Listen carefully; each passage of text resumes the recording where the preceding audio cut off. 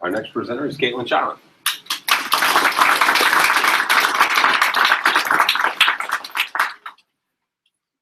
Good morning. My name is CShilan.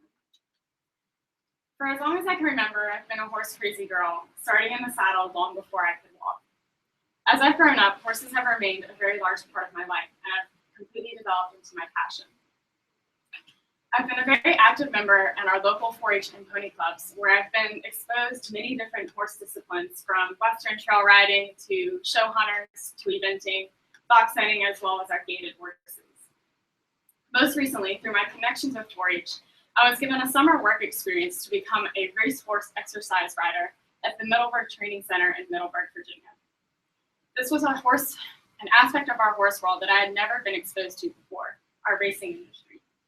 My hands-on experience with these racehorses, as well as their jockeys, trainers, and owners, is what spurred my decision to make my senior research topic on post-racing horse health.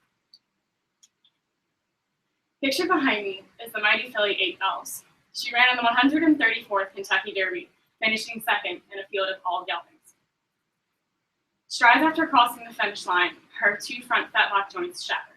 This would be the equivalent of our human ankle bones giving out after a workout. Needless to say, 8 Bells was sent crashing to the ground.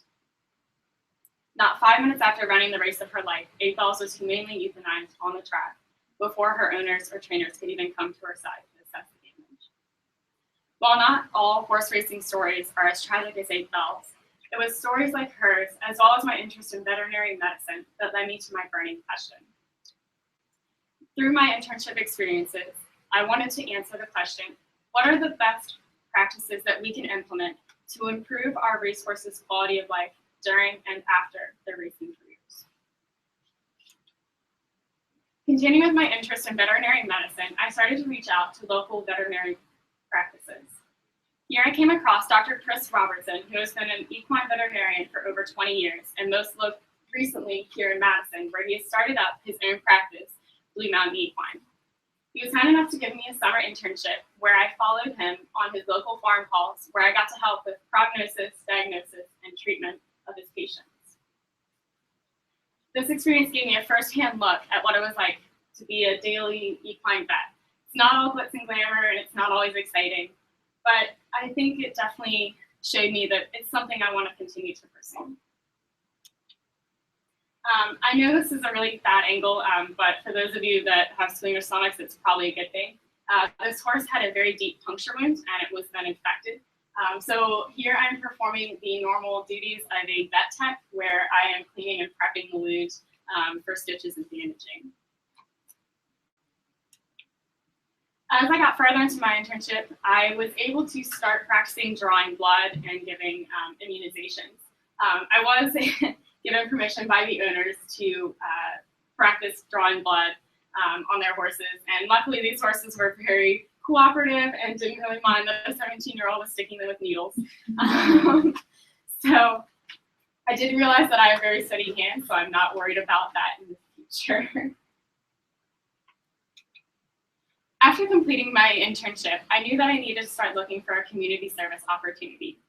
Continuing under my umbrella of racing and health, I started researching, and I came across the American Steeplechase Injured Jockeys Fund. This fund was developed by jockeys and for jockeys. And basically what it does is it provides financial aid to jockeys who have been injured in a non-sanctioned race. This can include anything from training to walking a horse from their stall to racing in our local point-to-point races here. So when I started reaching out, I found that I actually had a friend in common with the American Steeplechase Injured Jockeys Fund. I had met one of their advocates through fox hunting, and I pictured here, I ended up pairs racing with her, and her name was Miss Kathy Rubin. With the help of Miss Rubin, I secured a tent at the Montpelier Hunt races this past November, where I set up a stand to raise funds for the Jockey Fund, as well as educate our local horse community members. Here I'm pictured with the Glenmore Hunt Pony Club leader, who actually ended up having pony clubbers working at the race. And they stopped by the tent and were very interested, as they'd never been able to have a firsthand encounter with our jockeys. Luckily, I had jockeys that were actually racing in the Montpelier races that day that stopped by my tent, and not only to spend an interview with me, but they also interacted with these students and kids and really gave them a glimpse as to what their job and what their life is like. And so she wanted to take the time to really thank me, as well as give continued support through the American Steeplechase and Good Jockeys Fund.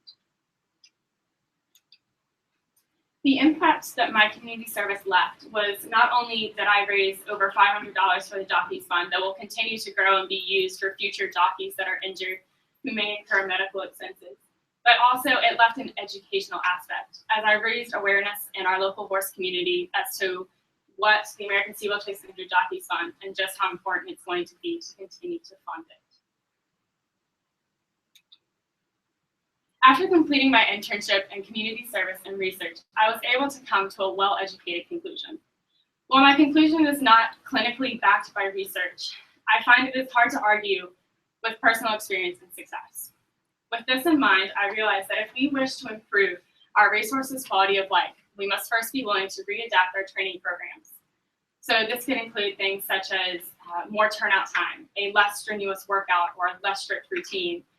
So our flat track racehorses that you see at the Kentucky Derby, many times they are stalled 24/7, and the only time they get outside is when they get worked out, and it's on a flat track or a dirt track, which is relatively unforgiving. It would be like us going out and running on pavement every day.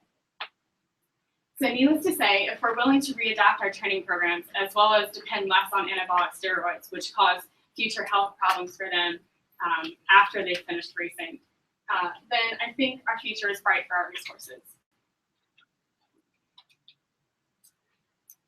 As I look back on my experiences, I find that I keep coming back to one quote, and it was said by Winston Churchill, who was himself a very renowned horseman.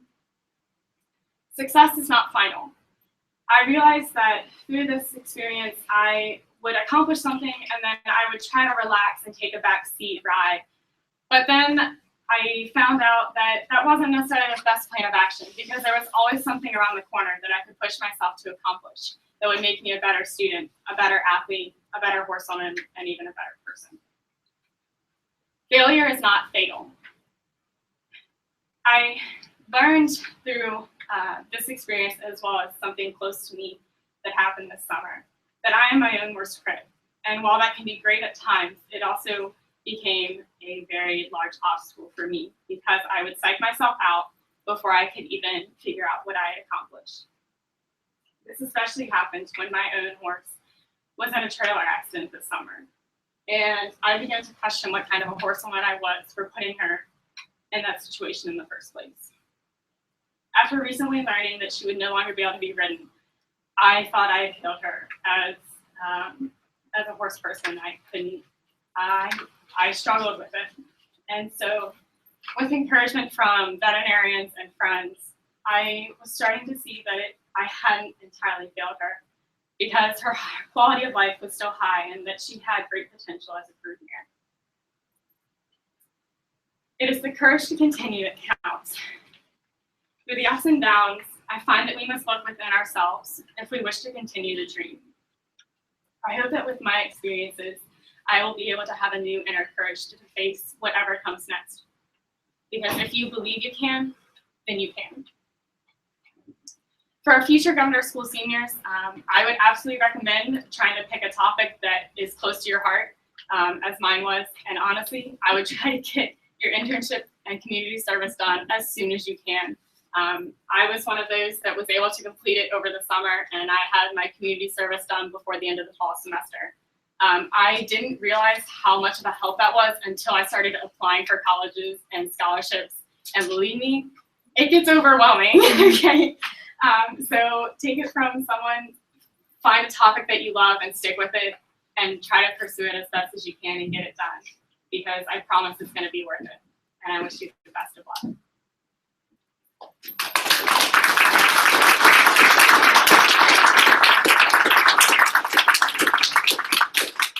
What are your plans for next year? I will be attending the University of Kentucky, where I will study equine science and management on a pre-vet track. In general, I know that every course is different, but a horse that retires from racing, obviously breeding is but you mentioned, I think you said 8 geldings in that race. Obviously, breeding is not in that future. Once they stop racing, what happens to them?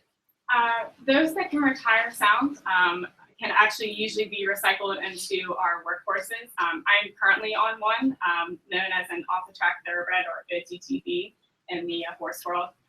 Who I'm currently training him to become an eventer, which is a 3-day riding phase where we have dressage, show jumping, and cross country. So many of them can be recycled into that. The previous Kentucky Derby winner, who ran in the 133rd, actually mine that bird, is out in Colorado becoming a ranch horse, and he has had absolute success. And so a lot of them can be recycled to do further jobs. Otherwise, they get sent to therapeutic agencies or just stay as a brood prospect to breed. This would just be your opinion, but do you think too many racehorses are euthanized that could be saved? I am one that, this is going to sound awful, but I've never had an issue in putting an animal down if I know that the rest of their life they're going to be suffering. It was definitely a decision that came close to my heart with my mare, as it was something that we had to consider. So if the future looks bright and they're going to have high quality of life for the next 5 to 10 years, then absolutely I think we should wait as long as possible and try to make them as comfortable. But in the case such as 8 Bells or Barbaro, it would have been worth it to put them down then and there to save them the agony. Caitlin, how much in your service with the veterinarian, how much of what they do is preventative medicine versus dealing with problems that have come up? Is there anything, I mean, you kind of talked about that a little bit with your research in terms of training and training methods, but Right. how much it actually takes place? Me along with my mentor, we were a firm believer in letting the horse, the saying is always healthy as a horse. So if we can leave them to be as much as we can, then I think they have a better chance. So we try to do preventative immunizations for such diseases that are very easily spread, such as like West Nile or rabies, something that is going to be very deadly to them. But otherwise, we try to let them be as best as we can. So.